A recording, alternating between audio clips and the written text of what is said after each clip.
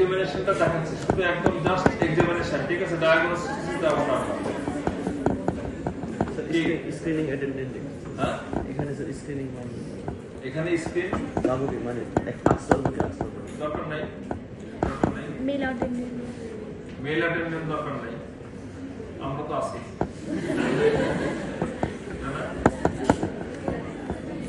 Mail পেশেন্টের জন্য male attendant not necessary.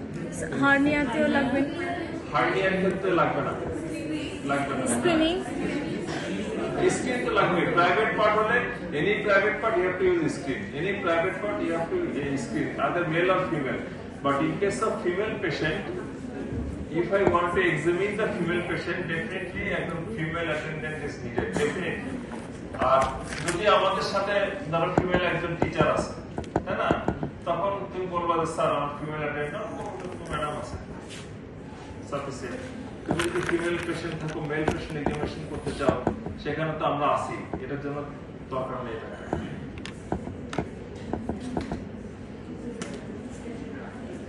সামনে দিকে যান।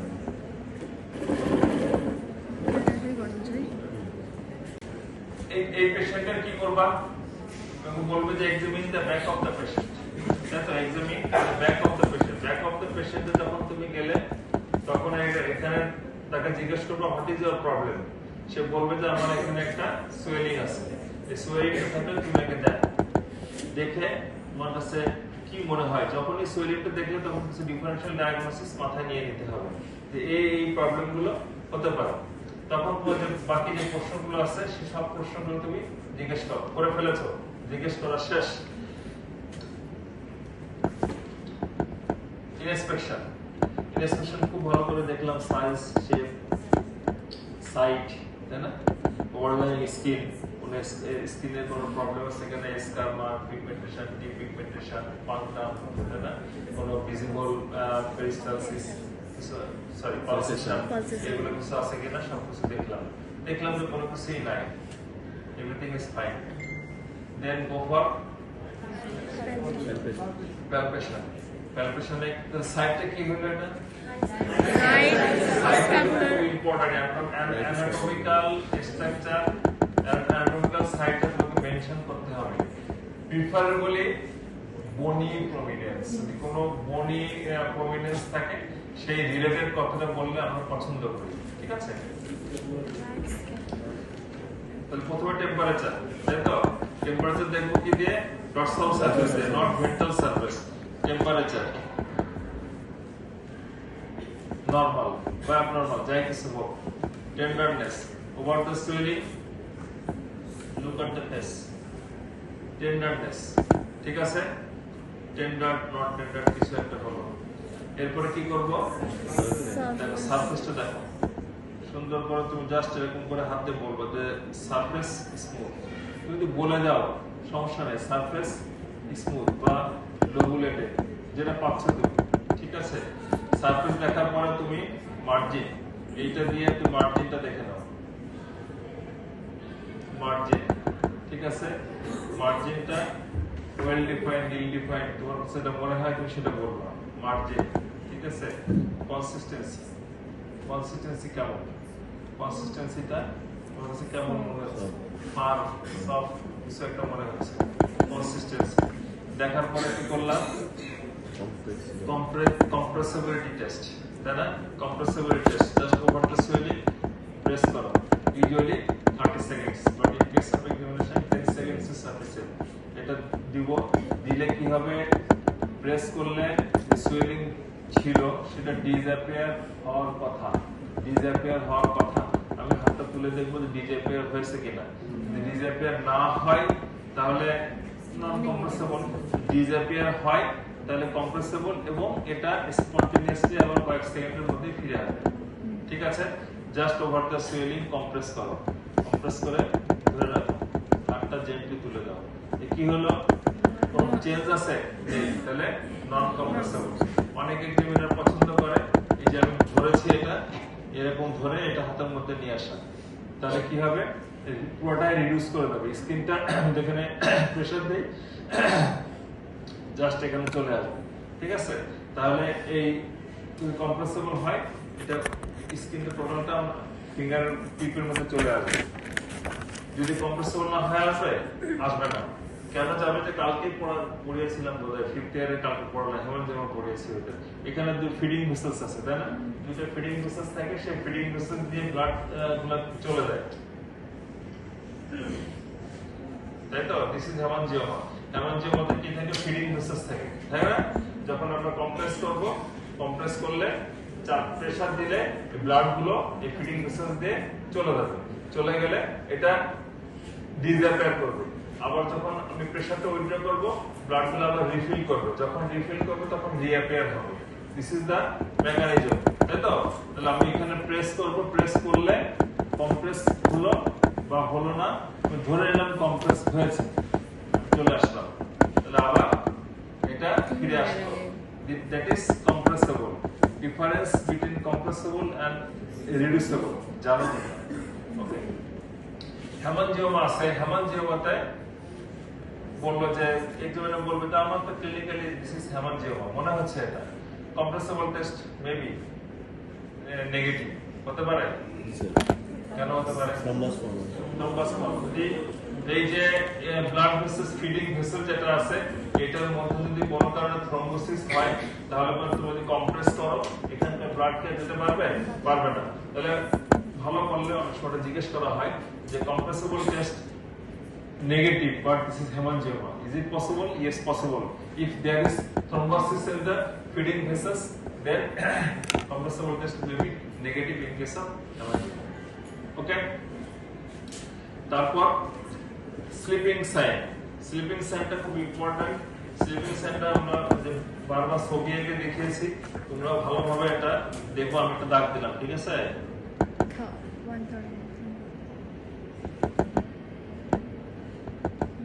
আমরা 3 ভাগে ভাগ করে দিয়েছি, ঠিক আছে না? দেখো তুমি এরকম যে কোনো টোটাল সার্কেল দাগ আউটার 1/3, যে কোনো আউটার 1/3 জাস্ট জেন্টলি প্রেস। এই 1/3 আমি জেন্টলি প্রেস, দেখো খুব সুন্দর করে উপরে চলে গেছে, একদম খুব সুন্দর করে চলে গেছে। এটা ধাক্কা দেওয়া যাবে না, এরকম করে ধাক্কা দেওয়া যাবে না, ঠিক আছে? তোমরা স্লিপিং সাইন দেখো লাইক দিস, এরকম এমন ভাবে দেখো যে পেশেন্ট তো পড়েই যায়, ঠিক আছে? ব্যথা পায়, একজন দেখে গেলে পরের দিন দেখতে গেলে পেশেন্ট ব্যথা পায়। জেন্টলি প্রেস, জাস্ট এখানে হাত রাখো, এই প্রেস করো, তাই না? জাস্ট ফিঙ্গার এন্ড প্রেস, সুন্দর করে স্লিপ করে উপরে চলে যাবে। তাহলে স্লিপিং সাইন পজিটিভ নেগেটিভ কিছু হলো। আচ্ছা, এখন তুমি দেখো ইনডেন্টেশন টেস্ট। এখানে soft tissue indentation, bony indentation. Indentation test positive কিসে হয়? Mainly dermoid cyst, but also sebaceous cyst. Mainly dermoid cyst, bony indentation, soft tissue indentation দুইটাই পজিটিভ হয়। কয়েকদিন আগে একটা পেশেন্ট ছিল ওয়ার্ড, বনি ইনডেন্টেশন খুব সুন্দর বোঝা যাচ্ছিল। তোমরা তো দেখোই না, দেখছো? তখন দেখলাম যে বনি ইনডেন্টেশন খুব সুন্দর বোঝা যাচ্ছিল। তাহলে এইটাতে কি পাওয়া যাবে? Soft tissue indentation. Just over the love, tip of the index একটু প্রেস করো, 10 সেকেন্ডস পরে তুলে নাও। এখানে কোনো ডিম্পল দেখা যায় কিনা, যাচ্ছে কি যাচ্ছে না? যাচ্ছে না, না যায় ইনডেন্টেশন টেস্ট নট পজিটিভ, তাই তো? আর কি টেস্ট বাকি আছে? ফ্লাকচুয়েশন, তাই তো? ফিক্সিটি। দেখো ফিক্সিটি দেখতে হলে কি করতে হবে? এই যে আমরা বলেছি স্কিন পিন্সটা ভালো করা যায় কিনা। যেখানে তোমাদের এই আমাদের এই হাতের এখানে স্কিন গুলো খুব ভালো পিন্স করা যায়, যেখানে স্কিনটা ঠিক, তাই না? ঠিক, স্কিনটা আমি পিন্স করতে পারি, তাহলে free from overlying skin is free from love. যদি এটা পিন্স করা না যায় তাহলে পরে ফিক্স। আর এটা করতে গেলে তো অনেক দূর থেকে আসতে হবে। এখন দেখো আমি এত দূরে হাত দিয়েছি কিন্তু এই এখান থেকে হাত দিলে এখন আমি এটা স্ক্রিনে ধরতে পারলাম। এখন তুমি যদি এখান থেকে ধরার চেষ্টা করো, পারবো না। অনেক দূর থেকে যদি আসে, এখান থেকে আসে এই, বুঝেছো? তাহলে কত দূর থেকে আসতে হবে? তুমি যদি এখন এরকম করো, can you pinch it? No. তাহলে এটা ফিক্স বুঝতে গেলে তো এত দূর থেকে আসতে হবে। এই এখন এসে বোঝা যাচ্ছে এত দূর থেকে আসতে হবে, ঠিক আছে? এত দূর থেকে আসতে হবে। এরকম করে যদি আসো তাহলে স্কিনটা তুমি ফিল করতে পারবা। ওভার এরকম করে যদি ধরো, এত thick skin you can not feel. Okay, so অনেক দূর থেকে আসতে হবে, এসে দেখতে হবে যে এটা ওভারলাইং স্কিন ফিক্স কিনা। আন্ডারলাইং স্ট্রাকচার দ্যাট ইজ মাসেলের সাথে ফিক্সিটি আছে কিনা দেখার জন্য কি করতে হয়, যে এখান থেকে যে মাসেল সেটাকে প্লট করতে হবে। দেখে হাত দাও, এখন মাসেল সোজা হন, পিঠ সোজা। এখন যদি তুমি বিফোর মাসেল ডট তোমাকে মুভ করে দেখতে হবে যে এটা অল ডিরেকশনে মুভ করে কিনা। ঠিক আছে, এখন মুভ করছে, আবার দেন, দেওয়ার পর তুমি আবার এই ডিরেকশন গুলো দেখো যে এটা কি আগের মতো মোবিলিটি আছে নাকি কিছুটা কমে গেছে নাকি একদম ফিক্সড। যদি কিছুটা কমে যায় সেটাকে বলা রেস্ট্রিক্টেড মোবিলিটি। রেস্ট্রিক্টেড মোবিলিটি পরীক্ষা জিজ্ঞেস করে যে রেস্ট্রিক্টেড মোবিলিটি কি জিনিস। আমি প্রথমে যেটা মোবিলিটি দেখেছিলাম সেইটা থেকে এখন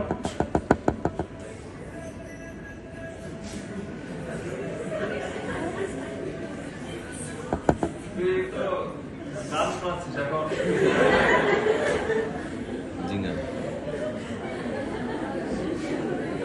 আমাদের আজকে প্রোগ্রাম আছে, সবাই আসছে, আমাকে ফোন দিল যাওয়ার জন্য, ম্যাডামও আসছে, আমি তো যেতে পারলাম, তোমাদের জন্য যাই।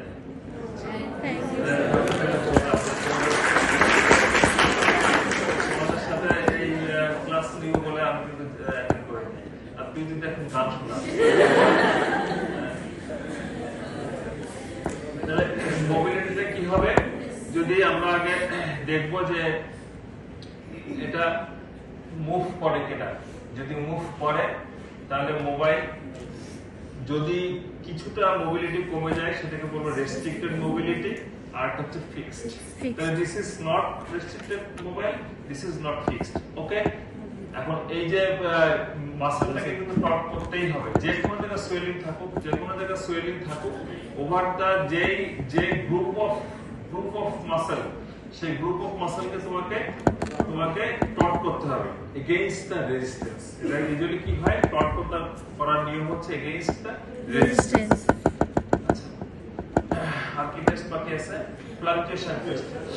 রেস্ট্রিক্টেড মোবিলিটি মিন্স মানে বলতেছিলেন তো, রেস্ট্রিক্টেড মোবিলিটি মানে হচ্ছে যে সে বসো মোবাইল নট ফ্রিলি মোবাইল, এই লামটা আগের থেকে মোবিলিটি কমে গেছে, তার মানে এটা অলরেডি ইনভেড করছে, কিন্তু কমপ্লিটলি ইনভেড করা নাই এখনো। This is ইনভেডিং। ঠিক আছে, ফ্লাকচুয়েশন টেস্ট যখন এটা বলেছিলাম যে কনসিস্টেন্সি যখন বলবা দিস ইজ সিস্টিক সোয়েলিং, যদি কখনো সিস্টিক সোয়েলিং বলে থাকো তাহলে তোমাকে ফ্লাকচুয়েশন টেস্ট এবং ট্রান্সইলুমিনেশন টেস্ট দুটো টেস্ট করতেই হবে। ফ্লাকচুয়েশন টেস্ট এন্ড ট্রান্সইলুমিনেশন টেস্ট করতেই হবে। সেক্ষেত্রে আমরা ফ্লাকচুয়েশন টেস্ট যেটা করে থাকি, এই যে আমরা মার্জিনটা দিয়েছি না, তোমাকে কিন্তু এই ফিঙ্গার গুলো যদি ওভার দা লাম তুমি ফিঙ্গার দাও তাহলে কি বোঝা যাবে? যাবে না, ডেফিনেটলি এই বর্ডারে আসতে হবে, তাই না? মার্জিনে আসতে হবে। মার্জিনে যদি আমি না দেই তাহলে পরে কিন্তু ফ্লাকচুয়েশন টেস্ট বোঝা যাবে না। ওভার দা লাম যদি তুমি দাও তাহলে ফ্লাকচুয়েশন টেস্ট বোঝা যাবে না, এজন্য তোমাকে একদম মার্জিনে দিতে হবে। ঠিক আছে, মার্জিনের ফিঙ্গার দেওয়ার পরে এখানে জেন্টলি প্রেস করতে হবে। প্রেস করলে কি হবে, এখান থেকে একটা ওয়েভ তোমার এখানে থ্রিল, যেটা বলি আমরা থ্রিল বলে থাকি, তাই না? এই ফিঙ্গারের আউটার সারফেসে যে সে একটা টাচ করবে। পানির মধ্যে যদি একটা ঢিল ফেলি আমরা, পানির মধ্যে একটা কিছু ফেললে কি হয়, ওয়েভটা চলে যায় না, ঘুরে চলে যায় লাইক দিস। যেখানে পানি আছে আমি এখানে প্রেস করলাম, এই ওয়েভটা চারিদিকে চলে যাবে, ওয়েভটা চারিদিকে চলে যাবে। ঠিক আছে না? এটা থেকে আমরা বুঝছি this is fluctuation test positive. কিসে কিসে হয় তোমরা জানো। ট্রান্সইলুমিনেশন টেস্ট, ট্রান্সইলুমিনেশন টেস্ট করার জন্য আছে কিছু আছে তোমাদের কাছে। ট্রান্সইলুমিনেশন টেস্ট করার জন্য এইটাতে আমাদের নজেল লাগবে এবং লাইট লাগবে, এবং it should be right angle position, not in 180 degree. Right angle position. যদি আমি এখানে লাইট দেই, এখান থেকে আমাকে নজেলটা দিয়ে দেখতে হবে যে এটা ট্রান্সইলুমিনেশন টেস্ট ট্রান্সইলুমিনেট অর নট। কি করে বুঝবো ট্রান্সইলুমিনেট? রেড গ্লো দেখা যাবে। হ্যাঁ, সুন্দর একটা রেড গ্লো দেখা যাবে। যদি রেড গ্লো দেখা যায় তাহলে ট্রান্সইলুমিনেশন টেস্ট পজিটিভ। এটা কিন্তু ভালোভাবে করতে হবে। ইনস্ট্রুমেন্ট আছে কিছু তোমাদের কাছে? তো অনেক বড়, এটাতে হবে না। It should be narrow, হ্যাঁ, চিকন হতে হবে। আর কি টেস্ট আছে? না, এক্সামিনেশন কি আছে? এক্সামিনেশন ঠিক তো, এখান থেকে যেভাবে প্রশ্ন যায় তুমি সব প্রশ্ন জানো, তো প্রসিডিউরটা আমি একটু রিকল করলাম, হ্যাঁ? Thyroid. না, আমি এটা কথা বলছি। এটা আর কোনো এক্সামিনেশন আছে? নাই তো? জানি। Can